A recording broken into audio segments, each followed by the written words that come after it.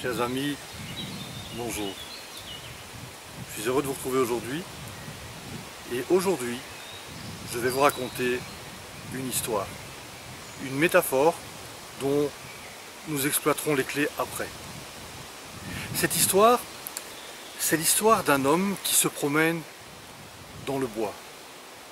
Alors, au cours de sa promenade attentive, parce que c'est quelqu'un qui était attentif à la nature, il voit sur la branche d'un arbre une petite chrysalide, l'enveloppe d'une chenille en train de se transformer en papillon. Alors il s'approche, toujours aussi attentif, et il voit dans cette chrysalide un petit trou. Et il voit qu'à l'intérieur il y a quelque chose, un petit être qui s'agite. Et il en déduit que ce petit être qui s'agite, c'est le papillon qui est en train d'essayer de sortir de sa chrysalide justement. Alors il se dit, mais ça a l'air difficile pour lui. Il a l'air d'avoir des problèmes pour sortir de sa chrysalide. Je vais l'aider.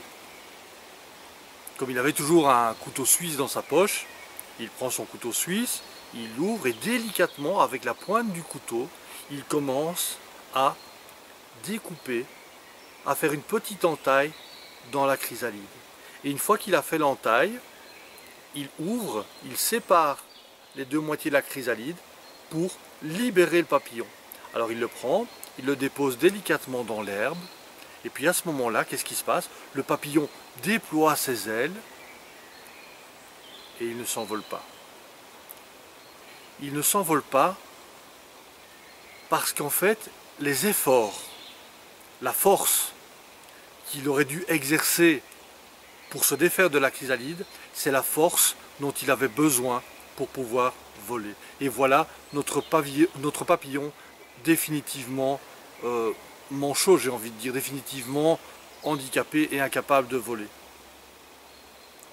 De cette histoire, j'ai envie de tirer 3 clés. Après, si vous avez envie d'en tirer d'autres, il y en a sûrement d'autres à tirer. Mais la première, c'est que quand je propose une solution à l'autre, ma solution, ce n'est pas forcément une bonne solution pour lui. Si je lui propose une solution, je lui enlève la responsabilité qu'il a face à son problème et je ne lui permets pas d'exercer ses propres ressources, ses propres solutions. Et enfin, si je lui propose ma solution, je crée entre lui et moi une dette qui fera en quelque sorte, évidemment c'est un peu exagéré comme image, mais en quelque sorte qui fera de moi pour lui une forme de gourou.